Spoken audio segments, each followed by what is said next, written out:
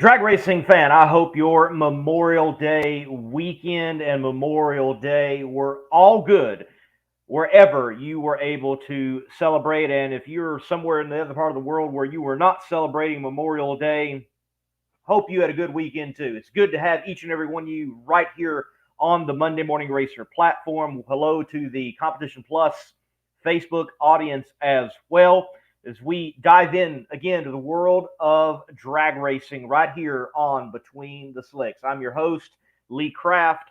Looking forward in this episode to talking to an individual that certainly knows his drag racing, loves drag racing, has got drag racing in himself from behind the wheel, but has launched something that the people involved in creating content and covering the sport needed badly. That's David Wesolowski with DragRaceReference.com.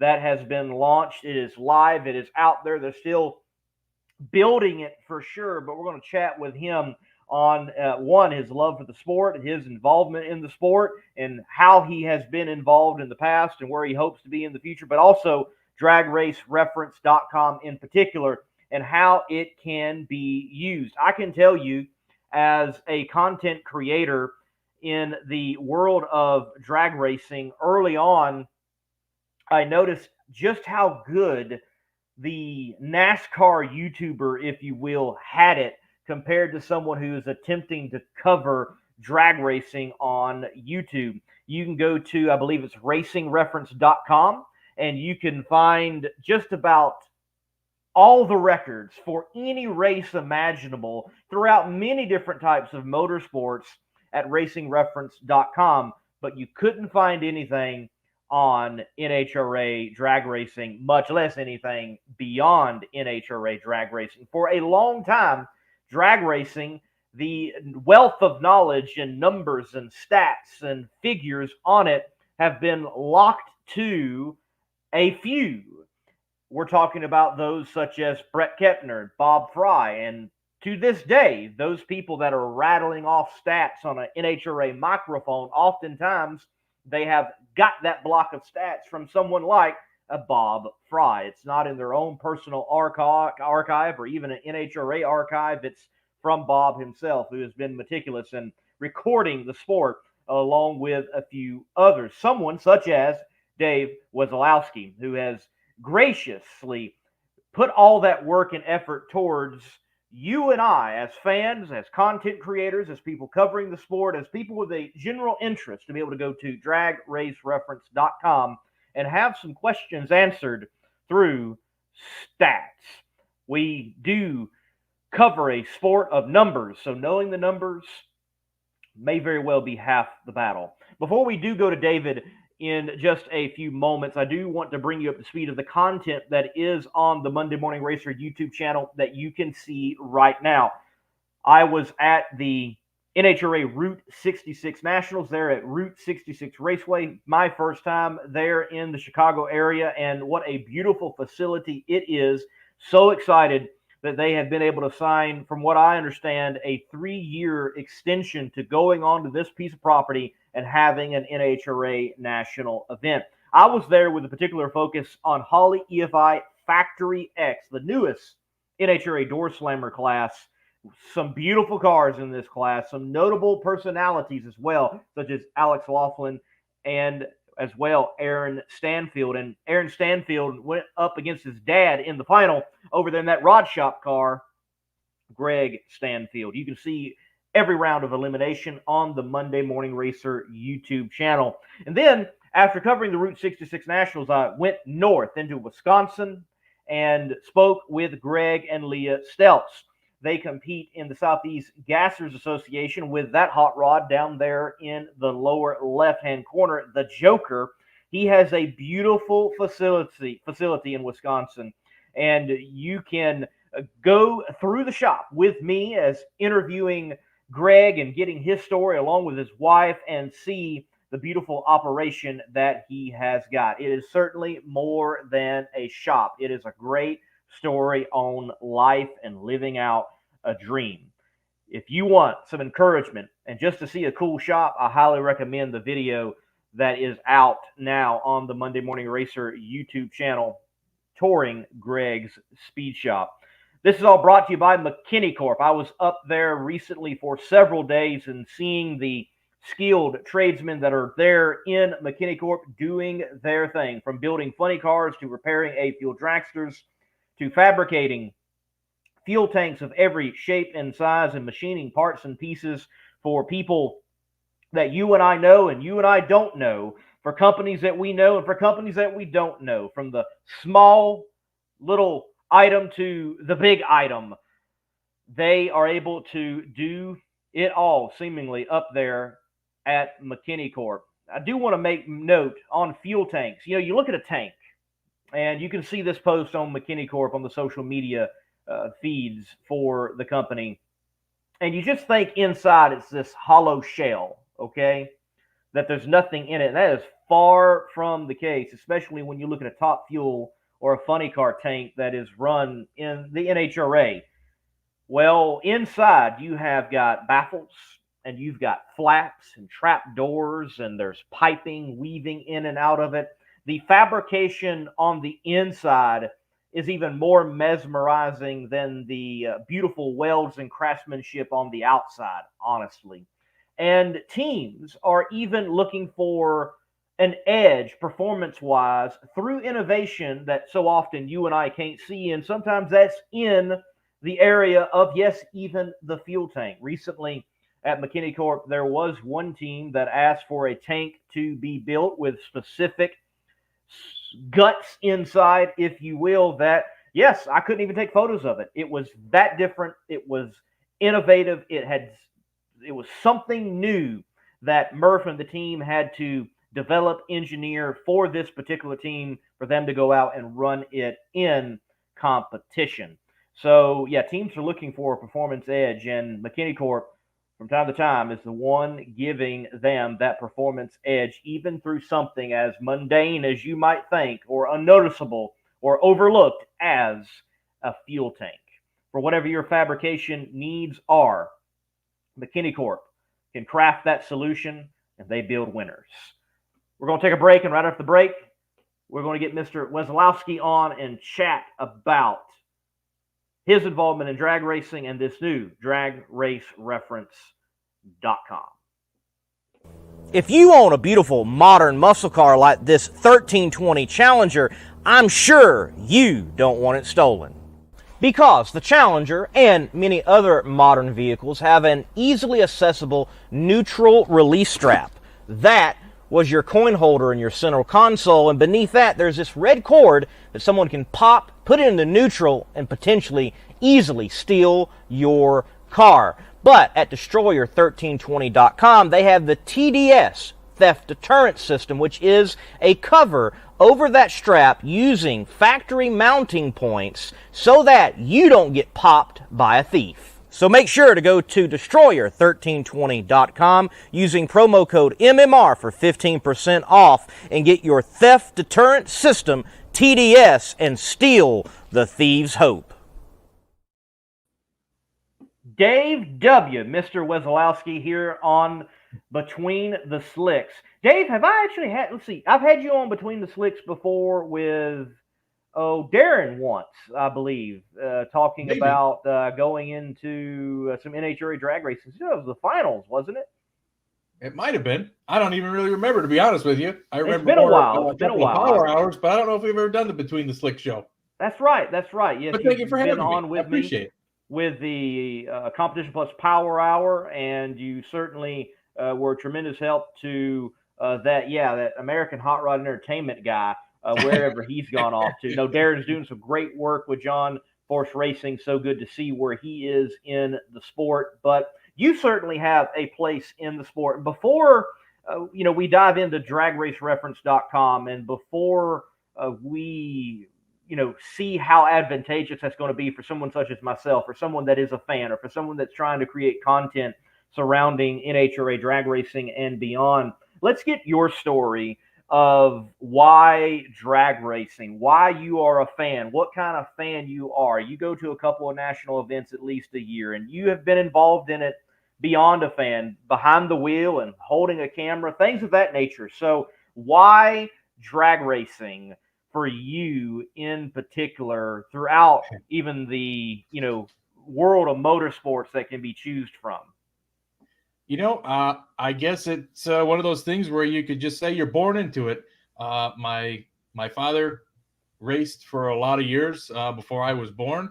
As a matter of fact, he raced at US 30. He was an AHRA class record holder, and had to get rid of the race car, or was getting rid of the race car as I was born and I was a baby. But then as I was growing up, he and a partner of his that was an engine builder got together. They had first a super gas Camaro, an 81 Camaro that they raced. And then they had a super comp 86 Camaro that they had built while they were running that just locally. And so I got to basically go to the track, help around the garage, work on the car, just be around the sport in general. And when you grow up in it, I guess you just kind of develop a passion for it. I don't know why specifically. It's funny because my older brother wanted really nothing to do with it. He was all stick and ball sports, and that was his passion, even though he grew up in it just the same. But for whatever reason, I got the gene passed down to me, and have always been a fan, and started young and always had a passion for door car racing, and pro stock was the ultimate goal, to be able to drive something like that. And have just appreciated watching it, on TV, started recording it, which is what led to my VHS tape collection and the Dave W. YouTube channel, basically being able to catalog all that. Loved taking pictures of it, loved videoing it. Thought at one point in time I might like to do TV work, whether as a cameraman, wanted to work for Diamond P Sports, wanted to be an announcer. I mean, it just loved every aspect of the sport, really. So it's just always been a lifelong passion, and I try and find any way I can to be involved with it, really. Yes, as you mentioned there, the Dave W. YouTube channel, a lot of folks that are going to watch this, they're going to know you from that well before Darren comes along and you're co-hosting with him Yeah. and things of that nature. You've got that channel, and I love Darren Williams Jr., American Hot Rod Entertainment, artist formerly known as, may he rest in peace, since he's moved on and had to renounce such things. But he mentions that, he would send you messages. Hey, can you find this? Can you find that? And you were very helpful to him in finding some content and some of his early content on the American Hot Rod Entertainment channel. And I'm sure that's not the only story out there. I'm sure you've been of help to many others beyond Darren, and you're already being a big help to us with DragRaceReference.com. I know I've shot you messages before, and the one that stands in my mind most recently is Stan Seapost coming back, and him at the Baby Gators and the Gator Nationals. I was able to ask you questions, and I was able to get from you and what you're able to gather stat-wise, statistical information that later on Alan Reinhardt's sharing, but he gets it from Bob Fry. But I technically had it first because I got it from you. Nonetheless, I'm just saying it's Right. accurate. You know what you're talking about. You've recorded it accurately, and you've got it. And you've been putting a record out there for us in drag racing for a while now through the content that you've recorded and keeping these meticulous stats and going back and finding them. Before we dive in again on the website, and folks, we're going to take a look at it. We're going to bring it on the screen. We're going to do some navigating through it and expose it more right here on Between the Slicks. So you hit the like button, hit the share button. Feel free to dive into the comment section. What about you and racing? You talk about the little hot rod that is, I'm assuming the family hot rod or yours. Or how's it work out? You've gone down the track. I have, yes. Well, that it started out as a street car after having those race cars that my dad had with his partner Tom, and they ended up getting rid of them. Got out of racing for a while. My dad's goal was he always wanted his passion was 63 Chevys. He was always fascinated because that was what he grew up with, the factory wars, the Z11 Chevrolets, the Swiss cheese Pontiacs, the Fords, the 427 Fords, and his passions have always been Chevrolets and 409s. and he always wanted a 9-second 409 race car. So he decided to start putting one together and wanted to race it. And it was a long time coming. We got the car in 95. And like I say, it was just a regular street car. Went through, completely gutted it. Put a roll cage in it. It's got an 850 cert roll cage in it. We just had a stock block 409 in it to begin with. When he first started racing, he would go out there and make a couple of passes, and at the end of the day, or at the end of the test and tune session that we were at, he's like, "Hey, you want to give it a shot? You want to try it?" And I'm like, "Well, yeah, I can't. It's a 409 and a 4-speed, but it did have a Jericho trans in it. But you still had to. It was still a clutch assisted shift." And I'm like, "Well, I don't think I'd be able to power shift it or get it down the track nearly the way that you can, but I will say we were out on a Wednesday night test and tune, local track, US 41 dragway, and last pass of the night, he had run 11:13, I think, earlier in the evening, and an 11:16, and he's like, "All right, go ahead, give it a shot. There's nobody here. Just idle it down the track if you want to, but just get the experience." And going up there and doing the burnout, and then dropping the clutch when the tree came down and reacting and getting it to feel that sensation of the thing launching. I didn't shift it the greatest. I wasn't power shifting it, still just kind of spot shifting it to get it down the track, and still went 11:30. So I wasn't too far off of what he was running earlier in the evening, just basically learning myself as I was going down.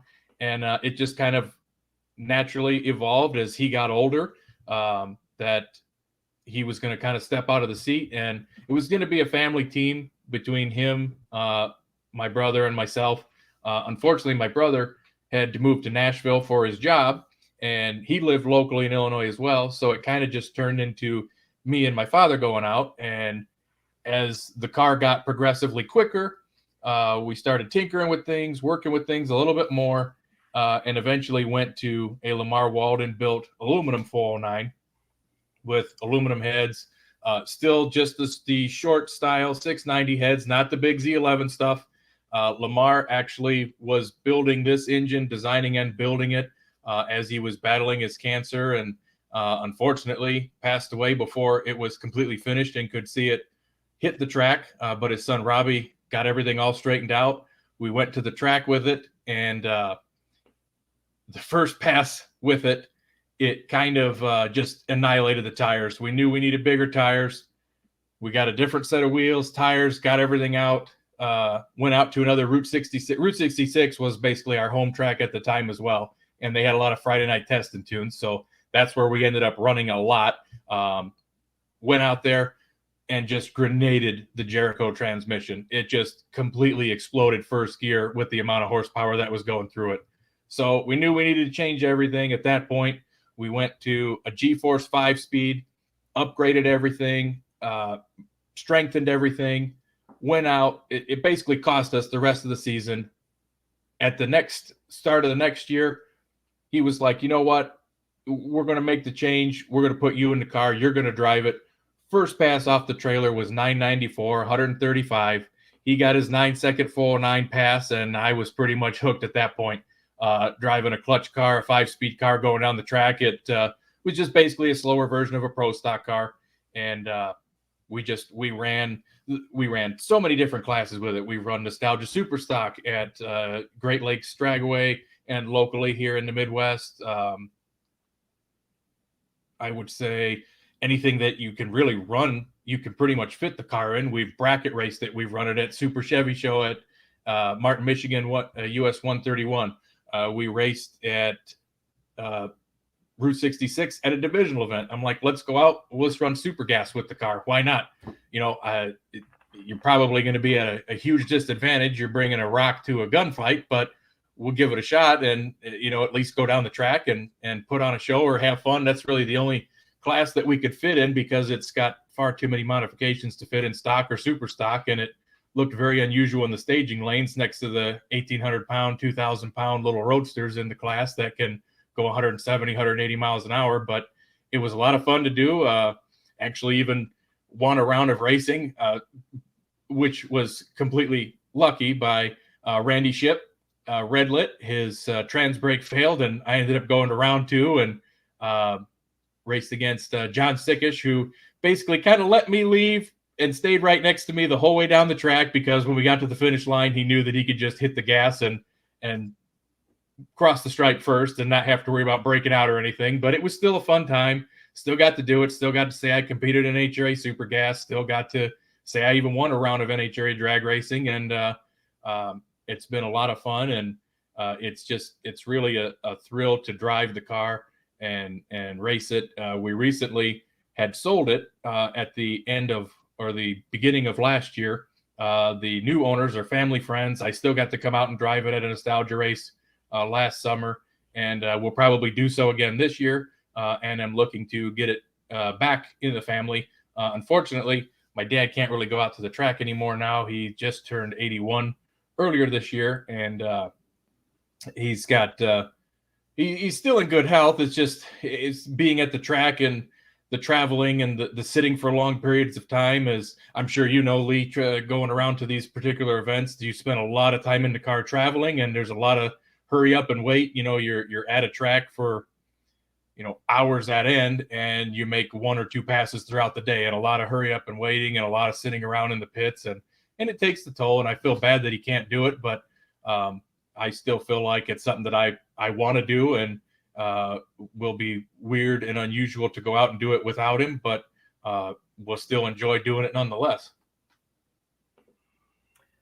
Well, we certainly look forward to you back behind the wheel, and keep doing your thing. And yes, man, it does feel weird to go to a track and someone you've been there with for a long time, they're not there, they're not showing up as much, and it is a transition. It is a transition, but it is something that we can pass on, and we can give the joy to other people. And however it works out, hopefully your dad can get to a few more than he might think, and have some good travels and good times at the track, and still enjoy it. Well, dragracereference.com. Why? And I alluded to, like my side of it. I can remember starting my YouTube channel and thinking to myself, oh, I can do these stories, I can do those stories. And then I start diving in to try to find accurate records of some older material, which is what I was more interested in, and not so much the things happening day to day in drag racing. And I said to myself, wow, it's very, very hard to find. And though I have a stack of, very old drag racing magazines that my dad left me, it's hard to find that information within those old magazines. And, sometimes it's like, oh, let me look at the issue from January and actually get news from October of some national event or something. So it's very challenging to dive in and find those old records in the sport. Why have you took it upon yourself to, one, put the records together, and then, frankly, do it a little differently? There are other people that have these records, but they don't put them out. Why are you putting it out there? Well, I guess funny thing, I guess it's just same thing like for my YouTube channel that I put together. The reason that I specifically started that was because I'm like, wow, if I could digitize and upload my VHS tape collection via YouTube, I can watch it and take it anywhere. And it doesn't matter, on my phone, wherever I'm at, if I'm traveling, whatever else. And you don't have to worry about popping in a VHS tape and rewinding and fast forwarding. And it made it so much easier. And so I figured the same with when I started putting these stats together, or these race results, and cataloging everything. I'm like, I don't know why this stuff is hidden. There is so much misinformation that is put out there by people. I mean, I'm in all these drag racing Facebook groups for the specific categories, for the history of the sport. People post pictures, but then other people comment, oh, so-and-so won this, so-and-so did that. The facts are wrong. And then the problem is, once you put it out there and then somebody else goes along with it, or then they start fighting back and forth, and it's like, you guys are fighting about stuff that's not even correct. So I just wanted to take everything that's out there. And like you said, there are sites that that are out there that this information is somewhat available. I mean, there's plenty of sites. NHRA site goes back to 2015 for results. Obviously, Drag Race Central posts every session, round by round updates. That goes back to 98. If you use the Internet Wayback Machine, there's Crestcom Motorsports, which had 98 to 95 and 6 area. That information was out there.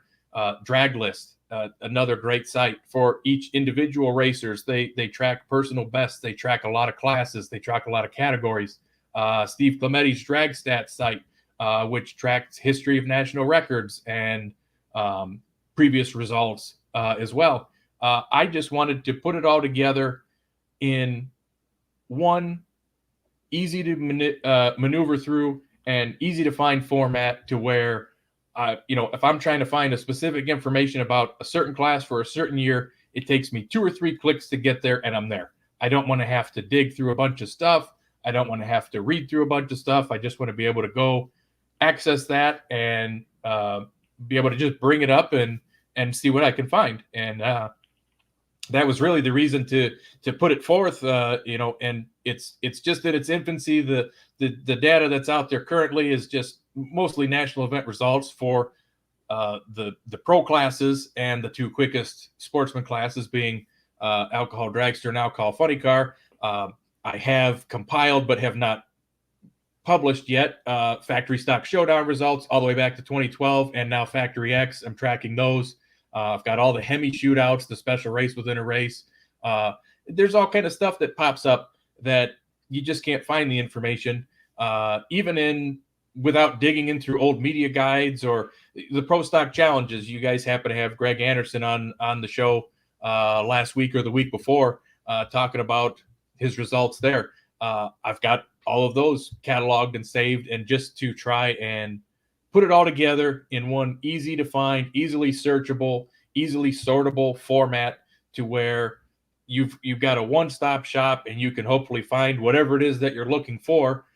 Don't know how many people do search this content, but if they're out there, or even former racers who are just like, man, I'd like to go back and search my own name and see what my results were.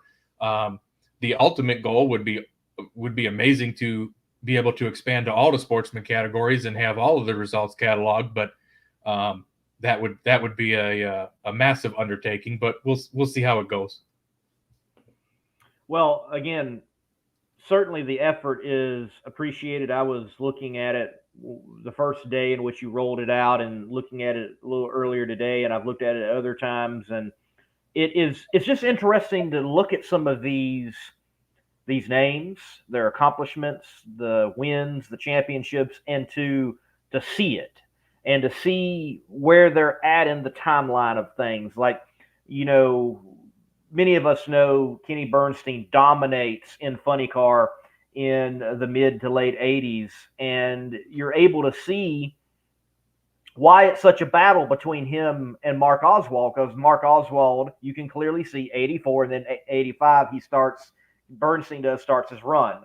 And you got all that going on. You can see it, and sometimes visualizing it is certainly beneficial to fans and people covering the sport. And now that it's easily accessible, I do hope that people out there that are concerned about drag racing content and creating it and putting it out there, that will start to see more historical elements put out there, and not just things pertaining to the national event that just happened. So I'm going to bring the website here on the show. We can take a look at it, and you just give us the navigational direction, and we'll go from there, and you show us dragracereference.com and how to navigate it, how to get around. Give us some examples.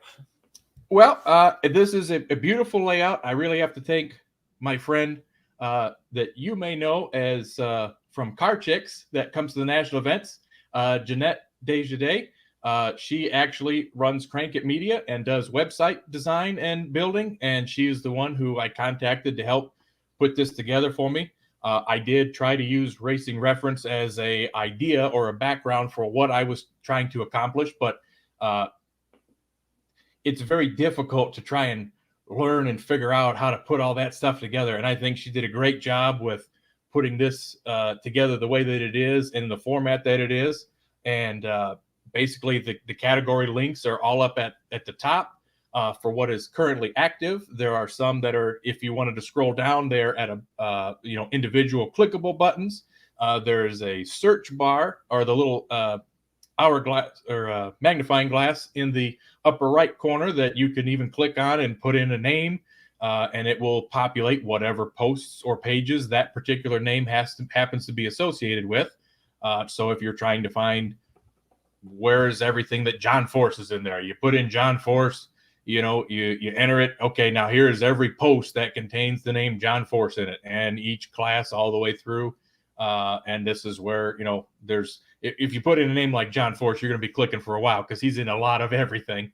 But that is basically the general premise of it.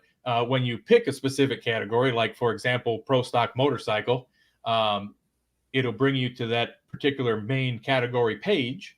And what I wanted to start out with was basically the list of champions, which is kind of how Racing Reference is laid out. It's got each of the seasons, how many races happened that season, who was the champion, who was the car owner, who was the crew chief, manufacturer. Some of the stuff is blank because I don't specifically know it. I got to still fill in the blanks and a lot of stuff, but I still wanted to get it off the ground and get the stuff that's out there. So you can kind of scroll through and see how each year happened to play out.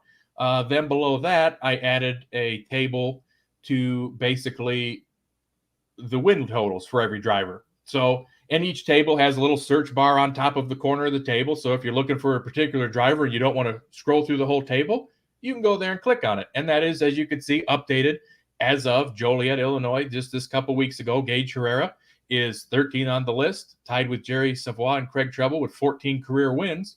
It tells you the first win location and date, the last win location and date. So it's easily, referenceable for, it's not just looking at a name and a number. There's a little more detail behind it, which I think maybe is beneficial. Maybe some people don't realize how long it's been since somebody's won an event, or where somebody's last win or first win came from.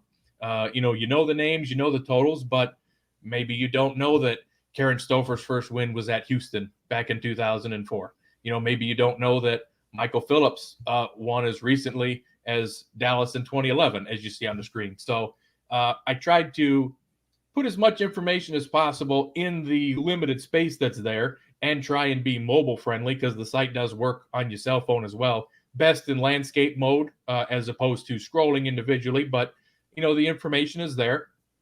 And then as you scroll down even beyond the win list, then it starts breaking down into the specific years. In this particular case, we'll go all the way back to the very first year that NHRA had the Pro Stock Motorcycle Division in 1987, because this is an example of what I am trying to put together for each individual year beyond that.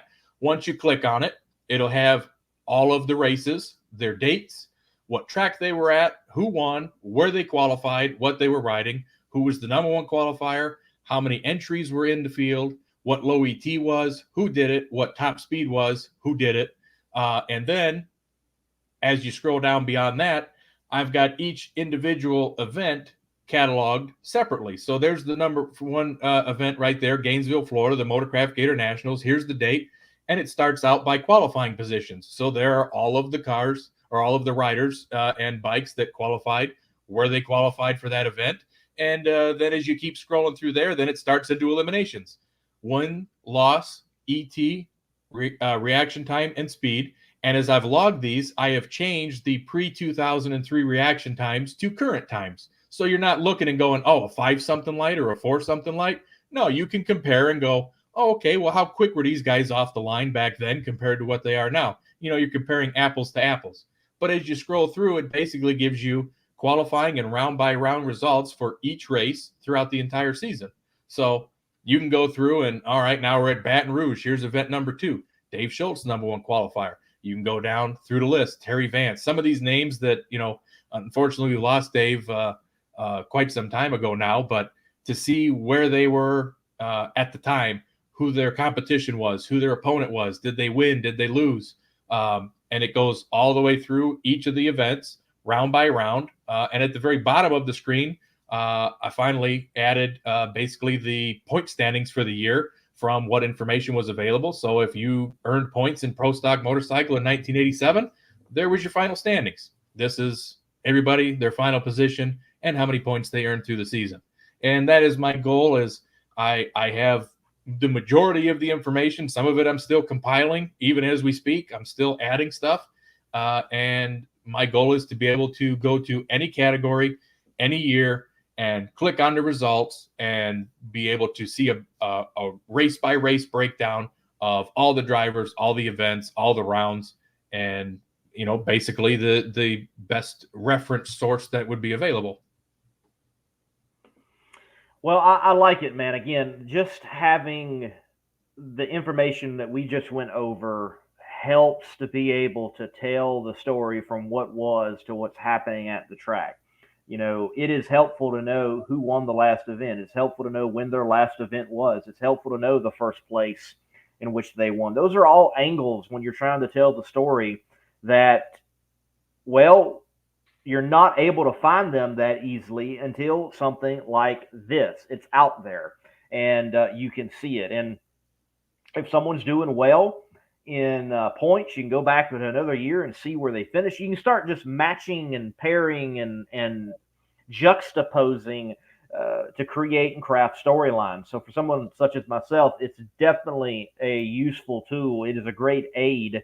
And what you've done with Pro Stock Motorcycle is something that for all the rest of the classes, and your intention to have that done, is going to certainly be handy with people, whether they are creating content, crafting stories up the track, or they are wanting to put forth a concentrated effort on making the right pick in their bracket so they don't bust it. Correct.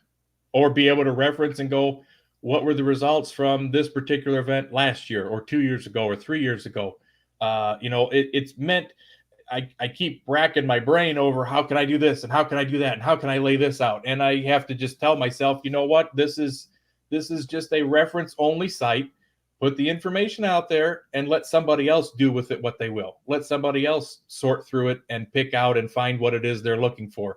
I don't necessarily have to present every single detail, or you never know what somebody might be looking at or for, but I tried to put it out to the best of my ability. I have fact checked it as many ways as I possibly can, between NHRA media guides that I've got collections of, my National Dragster collection, online results, just anything that I can find, I double and triple check. Bob Fry, you mentioned he probably had the most elaborate and detailed results sheet possible. There's a lot of stuff that I read his old Did You Know column that's on the on Drag Race Central's archives in the prior years, and I look at some of the stuff that's on there, and I use that to fact check myself. I go, okay, well, Bob Fry said, this guy was the 45th light in perfect light in Pro Stock. All right, let me go ahead and sort all of my Pro Stock rounds of eliminations by perfect lights. Okay, I got 45 of them. Yep, I got them all. Or, I only had 44. I must be missing one. Let's see if I can find it.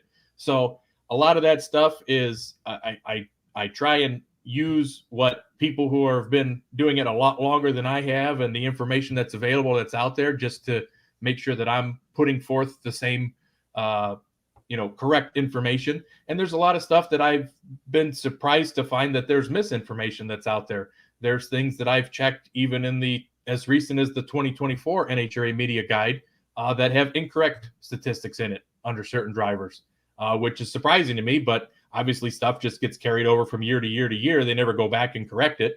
Some of the run notes from Drag Race Central that is head-to-head matchups, some of the stuff that confirms how many different drivers and what different number it is for them to make their first start. I've got that all logged, and I'm like, okay, well, you say this is the 440th different driver to start. I've logged 3 or 4 more, and you say the next guy is the 442nd. And it's like, well, there's 4 guys in between, so that can't be right. Something's wrong in there somewhere. those are answers that I don't have, but all I can do is just log the stuff and sort it to the best of my ability.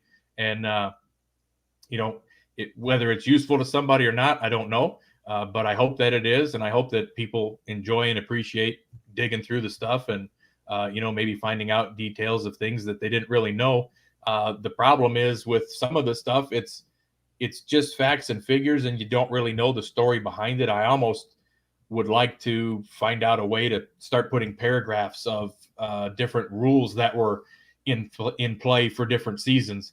You know, when you start going back, you can look at the early 80s and the 70s, but you don't realize that the points championships were split between national and divisional events, just like the sportsman classes are now. And I do have divisional events that I'm logging. So hopefully we'll be able to post the full professional and sportsman divisional results as well. But stuff like Lee Shepard in 1982, yeah, he's the pro stock champ. You know, he had it locked up at Brainerd.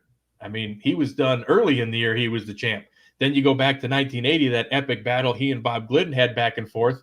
There were a lot of national events that they raced each other that neither one of them were claiming points. So they were just racing for a trophy at that point, but it didn't really count towards the championship total. So the statistics don't always tell the whole story, unfortunately, which is part of the battle too, is, you know, understanding what you're looking at and why.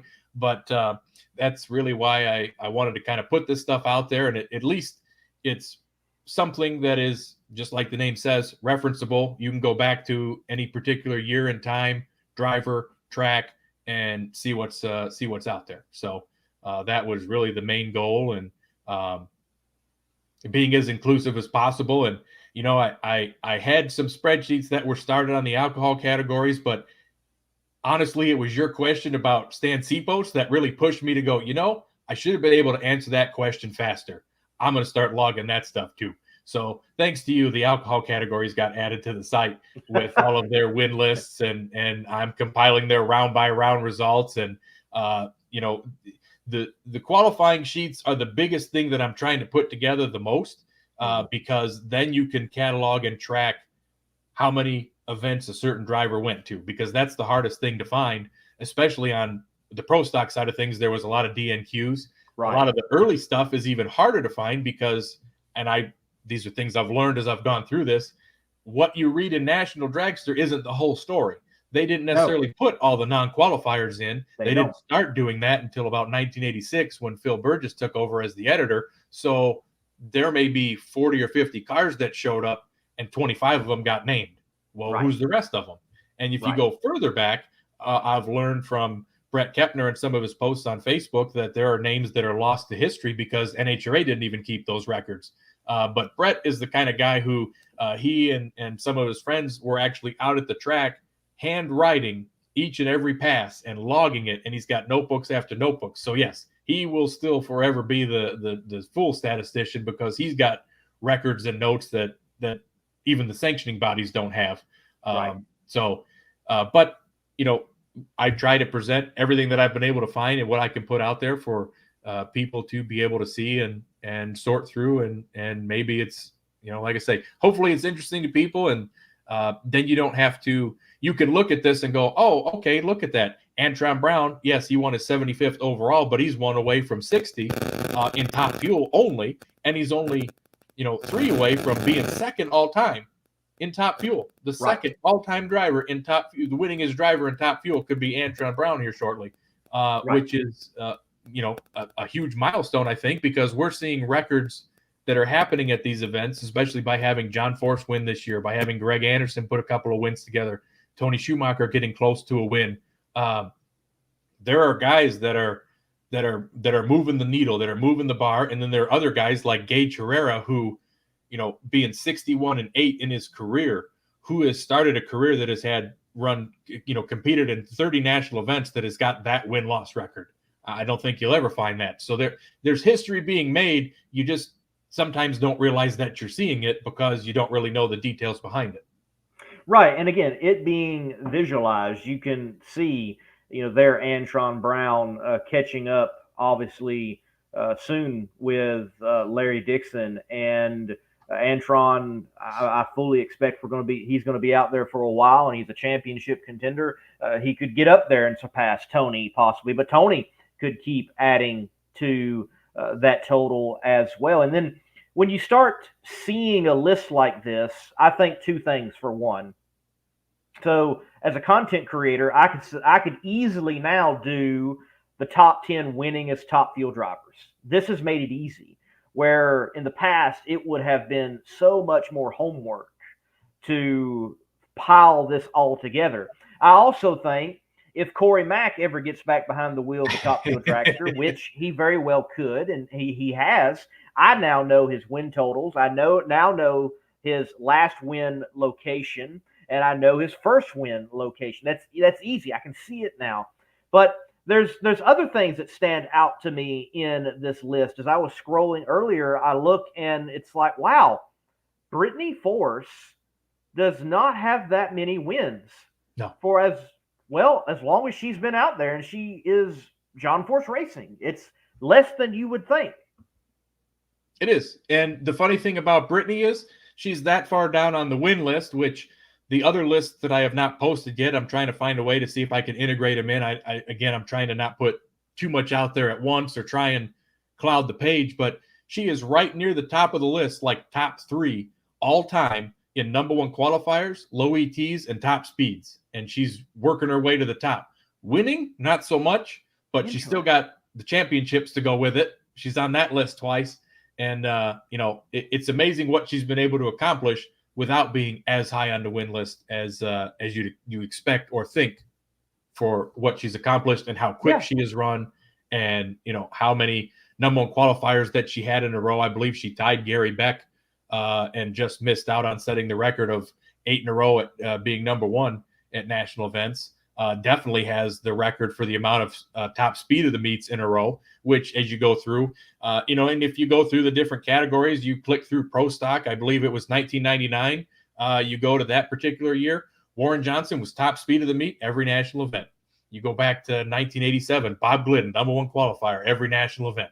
And it's stuff like that you see that pop up. Even Gage Herrera, for his few short national events that he's run, throwing out the 2022 stuff, he's been number 1 all of 2024 and dang near all of 2023. And that's the kind of stuff where it's like, man, this kid's coming out. He's coming out hot. There has been no professional driver that I could think of that has racked up that impressive amount of wins, number 1s, and round wins in that short a time, and championships in that few of starts. And I understand that the motorcycles don't run the full schedule like the other classes do, but it's still impressive nonetheless.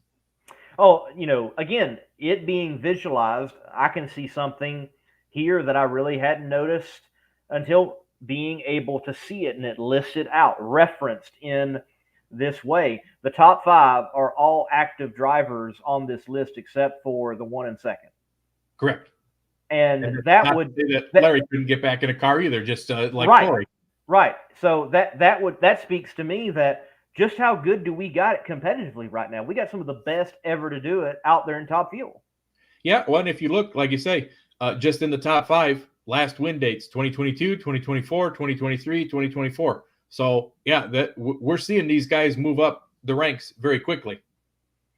And then, visualizing it again, you go beyond the top 5. And as I'm looking very quickly, you get to, it looks like the first one that would be active, though he's part-time, don't know when we're going to see him again, would be possibly Spencer Massey. If you want to take it to full-time right now, it's Sean Langdon. Correct. Wow. And he tied Scott Coletta with his win at Phoenix. You got Sean. He passed his tie with Brittany at that time. There's a lot of drivers that, you're like, wow, they're really kind of clustered in that particular area. Just a couple of wins by Sean or Brittany, move them up pretty quick. They can very easily be top 10 drivers by the time that they end their careers. Right. You see Leah there. I'm surprised it's only 11 wins for as long as she had been racing, but yet you see someone like Justin Ashley clipping wins off, going and climbing the ranks. And this is quite a fascinating list. And again, it finally being visualized, you almost, in my opinion, you see a story of Well, the have are having a whole lot, and the have-nots, Well, they don't and you got want too to talk much about right seeing a now. story, click on the Top Alcohol Funny Car page, Oh, and oh, you'll see a story there. yes. when Let's. you start scrolling down through that, there's a very common theme in the Alcohol Funny Car list, and that is one This Frank this Manzo. this Manzo guy. Yeah. And he's considerably atop the list and is unlikely to ever be surpassed. But just this year, Sean Bellemere tied Tony Bartone. He's up to well, basically fifth. So for me, the tiebreaker is the last person that do it. So if Tony Bartone did it first, he's going to be fourth. Sean Bellemere's fifth. You could say they're tied for fourth, but in my eyes, there's a fourth and a fifth place. Sure. No, that makes sense for sure.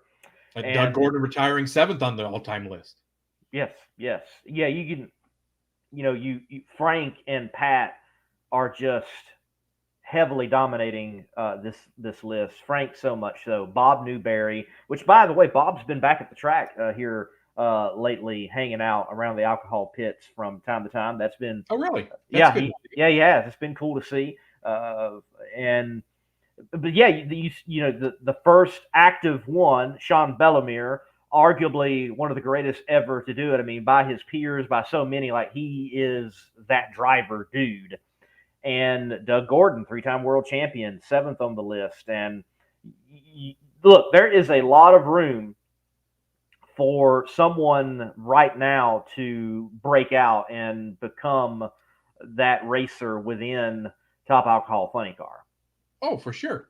And the amazing thing about Frank is he won 104 in Funny Car or Top Alcohol Funny Car, and we're at 714 national events. Still, to this day, he hasn't raced since 2013. He has still won 14.5% of all Alcohol Funny Car events that have ever been run. Wow. And I believe this particular, no, I think Top Alcohol Dragster had even more diverse, the amount of winners that we've been adding to the Alcohol Dragster win list. Surprisingly, the top of the list, not surprisingly that it's Rick Santos, but the amount of wins that he has, only being in the 30s, you can move yourself up quite quickly in that particular list. So I look for guys that are still active, such as Sean Cowie, who added to his list this year with a win, and Chris Demke, or I'm sorry, Joey Severance, who are right at the top. They can make some moves. Only 36 for Rick Santos, but Bill Reichert, Blaine Johnson, Joey Severance is right there. UCE just won as recently as last year. Sean Cowie won at Vegas earlier this year. He's right in the top five. So those guys could make moves and potentially end their careers at the top of the list, depending on how it ends up playing out for them. Yes, and this is an interesting list and a whole different tale being showcased in Top Alcohol Funny Car. With Top Yes. Alcohol Funny Car, you got Frank out there so far, it may never be caught. But you look at this list and you're like, oh, 36 wins. That's not that much over a career. But Correct. you look at, well, there's less national events for the alcohol drivers, and this class right now, people don't stay in it very long. Correct.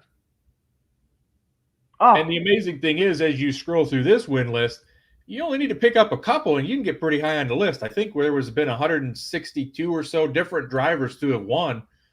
So you only got to pick up 2 national event wins. But the list of drivers as you scroll through, the Brittany Forces, the Steve Torrances, the Cruz Pedregons, the Gary Ormsby Juniors, the Spencer Masseys, all of these drivers that you know for being popular and famous in other categories. There we got Jasmine and Salinas, Madison Payne, Tony Stewart, Hunter Green with 2 wins. And then you get into the single-digit drivers that have won one event that in other classes and other categories. And Johnny Gray, as you scroll by, they've all competed. Dan Mercier just ran Top Fuel semifinals at Joliet. He's got to win an alcohol dragster. These guys have all, it seems like everybody that's anybody has spent time in an alcohol dragster for some reason or another. I don't know why that is the category, but that is the category that everybody seems to have been in. fascinating. And again, you can clearly see it referenced, visualized. It is easy to see. With for example, we talked about Antron Brown, him being situated where he is on that all-time win list with Top Fuel. What about how are you thinking about it being referenced in his bio, if you will, that combined he has these wins also in pro stock motorcycle, and how about ranking like the all-time winners of national events, even combining where they've competed, such as Antron Brown or a Kenny Bernstein or a Scott Coletta? Yeah, I mean, obviously, it's. I kind of feel like at certain points in time you're comparing apples to oranges when you combine them the way that you do. But I mean, obviously, NHRA does have an overall complete win list, which is in all sportsman categories. I mean, Jed Coughlin's obviously higher when you total in all of his category wins with his pro stock wins, as another name and example. But um, I'd like to find a place to put that on there too, so you can reference and see where everybody is. I mean, you can combine them, but I think that there is a place to have an overall winners list. But boy, that would be a long list because there's been a lot of different winners in a lot of different classes. You might have to limit that to like a top 50 or a top 100 list. But I mean, it could be done. It could be out there, and I'm sure people would love to see their name on it and know, hey, at some point in time, we were a national event winner in a category that was contested.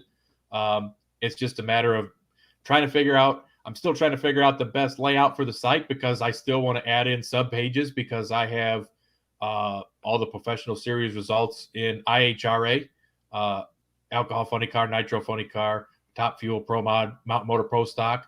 I've got some AHRA results compiled. That is a little bit harder to come by, but I basically am trying to just have one source and one location that you can go and look at all these things together, because I don't think that people who are fans of NHRA and come see Clay Milliken race understand just how good he was on the IHRA side, Right. or the battles that he and Doug Foley have had between each other. And, even Doug Foley in general, as I'm scrolling through and cataloging stuff, I didn't realize he was a top alcohol dragster racer in the late 90s as well.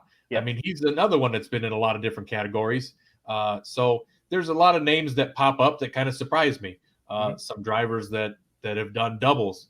Gary Selzy running both alcohol classes at the same national event. And then also later in his career running Alcohol Funny Car and Nitro Funny Car at Las Vegas in 2005. Things that you forget. And then things that just surprise me as I go through and log them.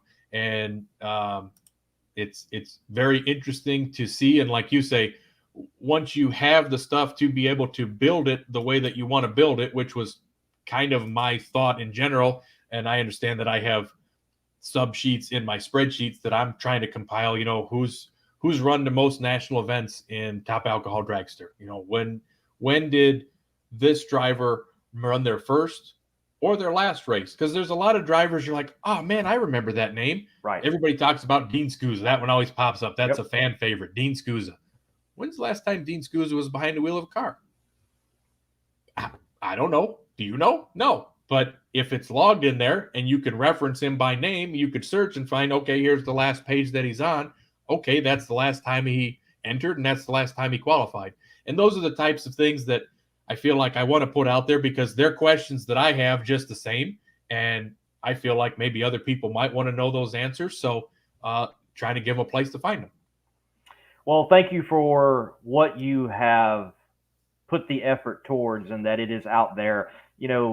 I've got, I'll bring it up, add to the stage again, but and so that folks can see, you've got Pro Stock Truck even listed, and having something like this listed, well, like my wheels are spinning now, could do a video on the story of Pro Stock Truck. I remember Pro Stock Truck, love Pro Stock Truck. I mean, it's one of those things, like it was that brief moment in time, and if you got to see it, it was pretty cool to see Rangers and S10s and Durangos, right? No. Dakotas, excuse me, competing against each other. And they were neat looking hot rods. It was a cool class. And well, now knowing some of the players, can go talk to some of those players and see those names and go find them and tell the story. You know, it was kind of the Bob Pinella benefit class for a while, yeah, it was. but yes. The thing about Pro Stock Truck that was unusual to me was as you go through, and it started out obviously as just the highlight category. In '97, they had 2 Chevys, 2 Dodges, and 2 Fords, and they'd go back and forth, and they'd put on an exhibition at each event. And then at the last part of the year, they brought them all out, and they'd run them. I believe it was 6 different time runs or time trial runs, and then they would have the 2 quickest of each go off and have a final, so to speak, to during Sunday eliminations to see who won. And then it became a class. The first event didn't have very, very many cars, but then you get to some events and you look at these entry lists and there's 45, 50 trucks out there running these things. And there were guys that were coming from competition eliminator, the sportsman categories that were stepping up, pro stock drivers, a lot of guys, that ended up in pro stock. Brad Jeter was in pro stock truck. Greg Stanfield was in pro stock truck. Taylor Laster was in pro stock truck. There's a lot of guys that were pro stock truck only specific, but even Jerry Haas, the chassis builder, had a truck, drove, raced in the class. Roy Hill was in the class. Dave McClellan ran one of the Ford Rangers for Roy Hill at Pomona. He was in there in 1997 as one of the drivers for Roy Hill. So he was one of the 2 team drivers and ran the Winston Finals in pro stock truck. Most people don't know that, but it was cool to see Dave Mack, who had a pro stock license and got into a truck and ran it with Roy. Again, that class, it is such a fascinating time within the sport. There are people who are it goes further. There are crew people right now, crew chiefs of NHRA pro stock cars that were in that class and winners in that class. And that's, again, you got the stats, you got numbers, you can start telling that story. Now, maybe not so much as, copy and paste Wikipedia and just screenshot your page. Actually people put some effort and, tell the story and create some graphics. Even some well-known YouTubers on the NASCAR side just snap a shot. I'm like, come on, please. Right. Put some effort in there. But you've put forth an effort that people can go and they can see, and it's visualized, and they can start asking questions. And also, not to mention, can drop a link and be like, dude, you don't know what you're talking about in the comments section. Shut up. Correct. Yeah, there is one right at the very base of the site. There is a contact us that if you have a comment, suggestion, question, it does go to my email inbox. If you have information of stuff, you're like, hey, I was in the 1970s and I see you don't have this. I know that this and this and this happened. Well, I sure would appreciate it, because some of the stuff is still hard to find. And I've spent countless hours on eBay trying to buy old national dragsters and find the ones that are pertinent information to what I'm looking for. But there's the possibilities with the site are endless. There's a provision that you can even insert YouTube links where it plays a video in, so I can go to each national event and insert, and by also having the national event coverage collection that I do, even have to where you can watch the event. You can go to the 1984 Cajun Nationals, like Competition Plus recently had posted, and there could be a YouTube link inserted there. So while you're looking through the stats, you can visualize it, you can watch it. There's the possibilities are endless, and I just hope that people enjoy it and can go through and use it for something beneficial, or maybe just to satisfy their curiosity, just like you'd go on Racing Reference and look at old IndyCar history, or maybe you see a driver that comes out that sparks your interest, like when Maurice DuPont came out of seemingly nowhere to enter Top Fuel at the Pomona Finals a year or so ago, and you're like, well, when was the last time he was out? Right. So, what did he do? And that's the thing. You have no ability to be able to find it, hopefully, until now. Right. No, again, thank you for the effort. It is certainly something that is going to aid those within the world of drag racing, fan, media alike. So thank you for your effort. And man, I hope it just continues to grow, and I hope that it aids you in your life as well, and you're able to make it be beneficial for you beyond just the simple joy and the hobby and the desire to do it. I hope that is the case for you, and keep up the good work. Well, thank you. I really appreciate it. And I really appreciate you having me on here to get to talk about it and discuss it and kind of put it out there to the world. And all the drag racing fanatics that tune into the Competition Plus channel, as well as your show and your channel here. And hopefully they all can find some benefit out of it too. I believe they will. I believe they will. I'm sure there will be more content creators that will be referencing dragracereference.com and that they're able to craft the story because of it. I mean, I'm looking and, I love covering the sport and filming drag races, but I also have enjoyed telling stories. And I even think back now, the Bob Glidden video I did. I mean, one reason why I was able to do that video is I just know that time period so well of what Bob was doing and going through. But if I had had your site, I could have bolstered some of those things with the stats. Like he leaves Atlanta after wrecking, comes back, and he's number one qualifier. I don't believe I had within that film what that time and mile per hour was, but it would have been nice to have it. Right. But to find it quickly, it's you got to dive through. Where do you go? And all, now you've made that a possibility. No matter, I mean, have you got that far with Pro Stock yet? I have not put all of the round by round results on Pro Stock, but I will say that when it comes to my data of logging in Pro Stock, that it is by far my most complete category, because Pro Stock, being my passion, was really the one that I started with the first. That was the first spreadsheet that I did, and I'm like, well, I already got the template. You might as well start logging the other classes too.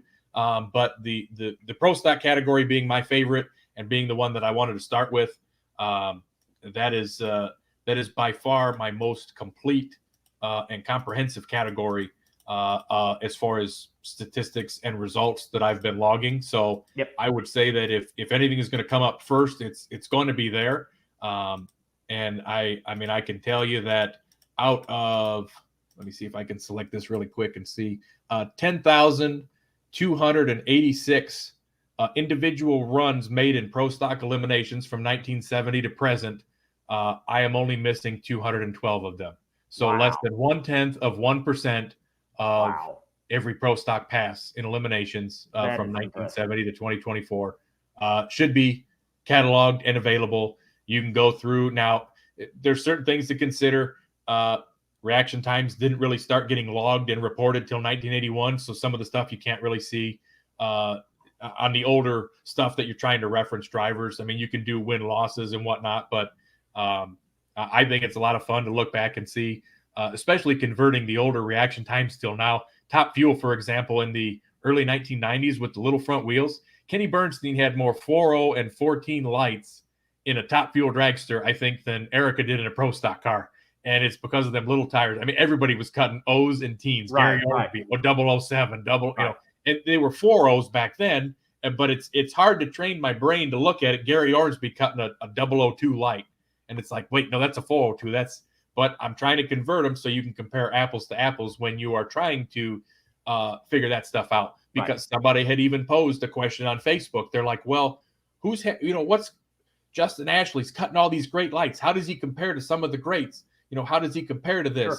And, people within the sport, I believe Brian Loans was one of the ones that commented and was like, yeah, our Fox Sports stat team has got quite a bit of stats, but it would take a long time to convert everybody else's to the modern day to compare them and whatnot. And it's like, well, I've already got a pretty good head start on that. So maybe it's not so difficult in the near future to be able to compare historical drivers to current drivers to see where they really stack up. Right. Well, as I mentioned with that Bob Glidden video I did, if I had had your dragracereference.com, you go to 1987 when he comes back around in 86. First time he ever wins the Southern Nationals. He's number one qualifier. And I'm not sure if this low ET is that number, but nonetheless, I get this story very easy, visualized and referenced that he's winner. Not only did he win, he's low ET and top speed. And that just adds to that comeback that much more. He just completely owned this event, though it owned him the year before and almost ruined his championship run. Yeah, came back and had no qualms about going down the track. Etta was a little bit more concerned and was hard to watch him go down the lane. But Bob, and it's funny because he, in the early qualifying sessions, was kind of struggling a little bit. And he's like, because I was reading the National Dragster results issue about that particular event, and when they interviewed him, or part of the story basically was, I wasn't even thinking about that. I'm trying to get this car to hook up and get down the track because we're not doing too good after the first 2 sessions. But obviously they got it figured out. Number one won the race, low ET, top speed, in typical Bob Glidden fashion. Right. Well, keep up your fashion in growing this thing, and I cannot wait till there's content creators again seeing your website referenced. Hopefully they're doing more than just a screenshot. And yes. You have statisticians, not statisticians, but you have people such as myself using stats and making reference to, because, well, I'm big on, like, if you get something from someone, try some way, somehow to reference them. And maybe you can't every time, but I just find it funny when there's well-known names that portray themselves like they know so much, and they do, but yet it's like, yeah, you didn't get that. You got that through an email from someone else. Right. So, yeah, I find that funny. I appreciate it. And a lot of times, even with my YouTube channel and everything else, between you and Darren and you guys having me out and giving me this platform to talk about it, I'm just another face in the crowd. Nobody picked me out. There's stuff that I used to post, even video clips on Facebook that get shared by the professional racers, the race teams, their families, and I could walk through the pits anonymously. They have no idea it was me. But if I would stop and say, "Hey, you remember that video? You remember this?" Maybe it strikes a chord, or they would know. So there's a lot of times that stuff's out there and it's anonymously used, but I appreciate that. You would at least take the effort to let me have a platform and put a person with who's doing all this hard work. So thank you again for that. Well, as I say routinely, there are stories beyond the cars. Yes. And the cars are great. They're impressive, but they're not great. They're not impressive unless you had someone build it. We don't have paintings, but by there being a painter. We don't have race cars, but by there being a race car builder. We don't have race cars being drove, but by a driver having their hand on the wheel. Those stories, to me, are what are important. And beyond that, to make this whole circus be the fabulous show that it is, there are stories beyond drivers. I have a story. Other people in media have a story. And the PR people have a story. And there's a story with someone just like you taking the time to build a dragracereference.com. And to me, all of that is worthy of being told, shared, and expressed. And Dave, thank you for the time, in particular, not just coming on and co-hosting and talking about what's happening in the world of drag racing, though you do that very well, to talk about you and this passion project, dragracereference.com. I appreciate it, and I will be going right back to work. I'm still sitting here next to a stack of old national dragsters, and we'll be still cataloging and adding more information, and hopefully get it put out on the site for you all to enjoy soon. All right. Thank you, Dave. Thank you very much. Folks, we're going to take a quick break, and right after the break, we're going to dive into what is happening this weekend in the world of drag racing briefly. Again, not everything. There's a lot of drag racing happening. We're in full swing for sure. Quick break, and then we'll wrap up the show with what's happening in the world of drag racing. This word concerning McKinney Corp right now. McKinney Motorsports is your #1 source for all your chassis needs. McKinney Motorsports is the leading chassis parts supplier and fabricator in nitro drag racing. From custom tanks and fittings, full chassis builds, body mounts, steering components, fasteners, tabs, clamps, composite parts, and much more. Our household name in the racing world guarantees added performance on the track. Join our list of proven winners that spans over 50 years of racing experience.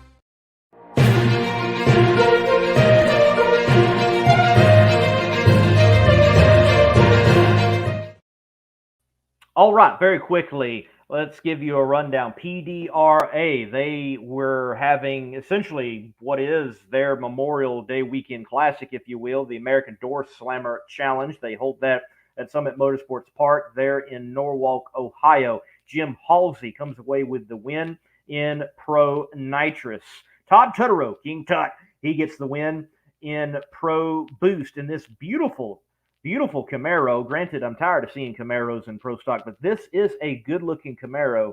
I will give him that. And Darrell Stewart picks up his first win in Extreme Pro Stock, aka Mountain Motor Pro Stock, over the defending champion in his name is Powers, Chris Powers. There we go. Yeah, wow, Chris Powers, defending champion, and Darrell Stewart gets that first win in the class there in PDRA competition. The World of Drag Racing has got a lot going on this weekend. The Midwest Drag Racing Series, they are at Flying H Drag Strip.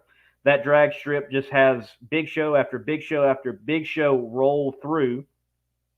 And that drag strip is getting seasoned in. They're having great events, and everyone has great reviews about that track, even though it is an ongoing construction project.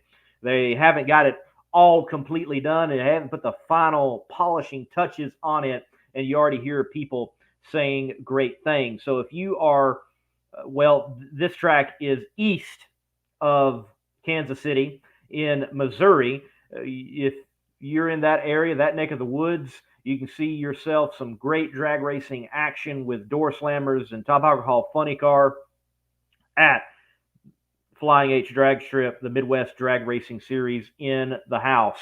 The NHRA is in the Northeast, the New England Nationals up there at Epping, New Hampshire. I love going to Epping. It is a throwback facility. They put a lot of hard work in, though, to host that event and host it rightly, and it'd be a good time for everyone. You've got the experience where you can go sit on the hill and watch a drag race, kind of like being at a ballpark or some football game on a hill. It's a cool place to go see a NHRA drag race. And it is also, as of right now, the forecast is tremendous. The cars are going to be quick. The cars are going to be fast.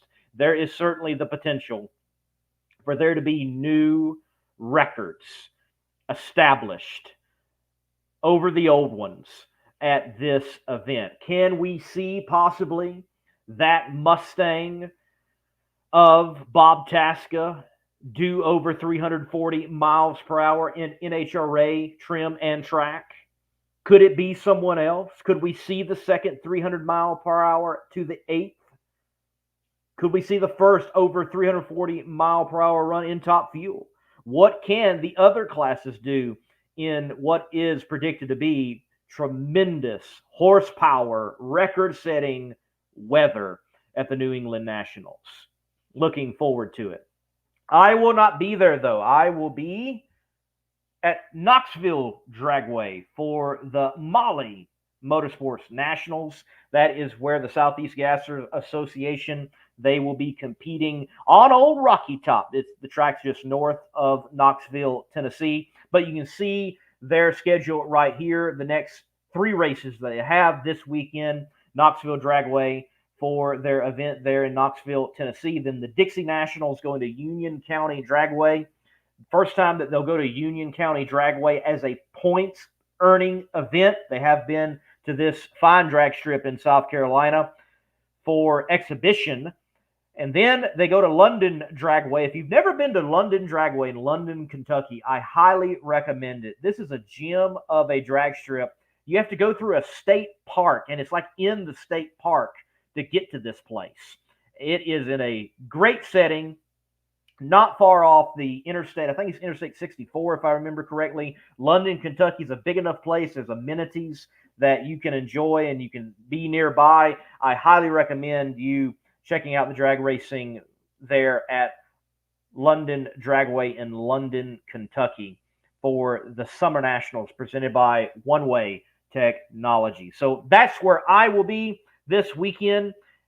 for drag racing action covering it, and we'll bring you once again A-Gas competition elimination coverage here on the Monday Morning Racer YouTube channel. Before I let you go, remember that you can see Holly EFI Factory X drag racing right here on the Monday Morning Racer YouTube channel from the Route 66 Nationals up there at Route 66 Raceway. Then there is a great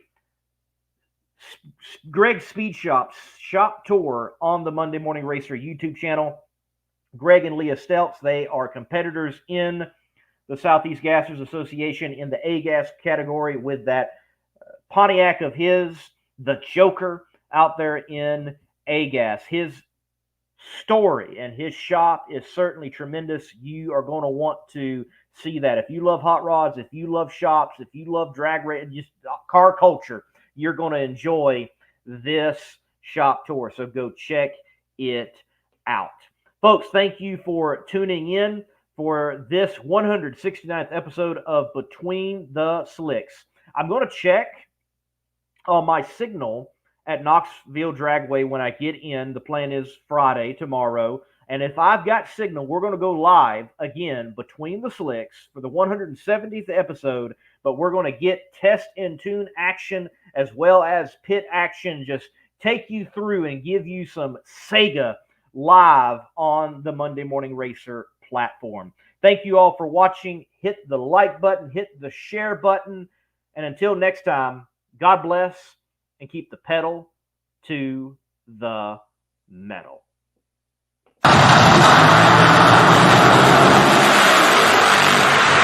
Fly right in your motorsports endeavors with products and services from Dove Fuels. Pete Dove is the owner of Dove Fuels. He is a racer himself in a nitro-methane burning fuel-altered dubbed Back from the Ashes. He races with Driven Racing Oils, which produces a 70-weight nitro oil. But that is not all they make. They make applications for you on the oval track, whether that's dirt or asphalt, and for even you, the bracket racer, on the drag strip. And if you need nitromethane, Pete Dove at Dove Fuels is the one to call for a drum or even supplying for an entire series, as he is the official supplier of nitro for Nitro Chaos. If it's nitromethane or Driven Racing Oils, you need to contact Dove Fuels. Gentle name, hardcore products.